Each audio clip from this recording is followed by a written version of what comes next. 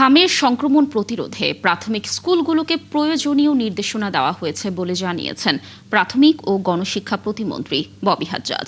সোমবার রাজধানীর মিরপুরের কয়েকটি স্কুল পরিদর্শন শেষে এমনটি বলেন তিনি। ববি হাজ্জাজ আরও জানান, ৫ বছরের মধ্যে শতভাগ শিশুকে স্কুলে আনার লক্ষ্য নির্ধারণ করেছে সরকার। এজন্য শিক্ষা বান্ধব ক্যাম্পাস গড়ে তোলার কথাও বলেন প্রতিমন্ত্রী। আরও জানাচ্ছেন জুলিয়া তানহা। শিক্ষার গুণগত মানোন্নয়ন এবং শিক্ষা প্রতিষ্ঠানের সার্বিক পরিবেশ পর্যবেক্ষণে রাজধানীর মিরপুরের বিভিন্ন সরকারি প্রাথমিক বিদ্যালয় পরিদর্শন করেন প্রাথমিক ও গণশিক্ষা প্রতিমন্ত্রী ববি হাজ্জাজ। এ সময় তিনি বলেন, আগামী ৫ বছরে সব শিশুকে প্রাথমিক শিক্ষার আওতায় আনতে চায় সরকার, আর সেজন্য প্রয়োজন শিক্ষাবান্ধব ক্যাম্পাস।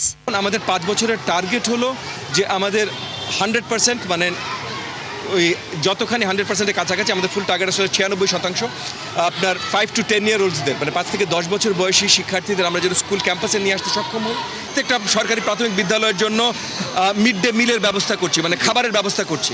খুব শীঘ্রই ইনশাআল্লাহ মানে PDP 5-এর আন্ডারে আগামী 1-2 বছরের ভিতরে পুরো দেশে ছড়িয়ে যাবে।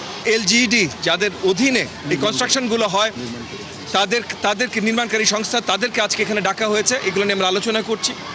আমরা স্কুলের শিক্ষক শিক্ষার্থীদের সাথেও আলোচনা করছি যে এই কনস্ট্রাকশন মানে স্কুল বিল্ডিংয়ের বাইরে আর কি তাদের প্রয়োজনীয় আছে। এ সময় শিক্ষা প্রতিষ্ঠানে হাম সংক্রমণ সচেতনতা নিয়ে এক প্রশ্নের উত্তরে প্রতিমন্ত্রী বলেন, এ বিষয়ে স্কুলগুলোকে প্রয়োজনীয় নির্দেশনা দেয়া হয়েছে। প্রিকশনের কি মেথডস থাকা দরকার কি সেটা অলরেডি হেলথ মিনিস্ট্রি থেকে ফুল ডিটেলস আমরা নিয়ে প্রত্যেকটা স্কুলে ছড়ানো শুরু করে দিয়েছে। ইতিমধ্যে শহরগুলো সব স্কুলে মোটামুটি ছড়িয়ে গেছে বলে আমরা নিশ্চিত। সো সব ধরনের প্রিভেন্টেটিভ এবং প্রিকশনারি মেজার্স নেওয়া হচ্ছে। পরিদর্শনকালে প্রতিমন্ত্রী শ্রেণীকক্ষে পাঠদান কার্যক্রম ঘুরে দেখেন এবং স্যানিটেশন সহ বিভিন্ন সমস্যা নিয়ে শিক্ষক শিক্ষার্থী এবং অভিভাবকদের সঙ্গে কথা বলেন। জুলিয়া তানহা, ৭১, ঢাকা।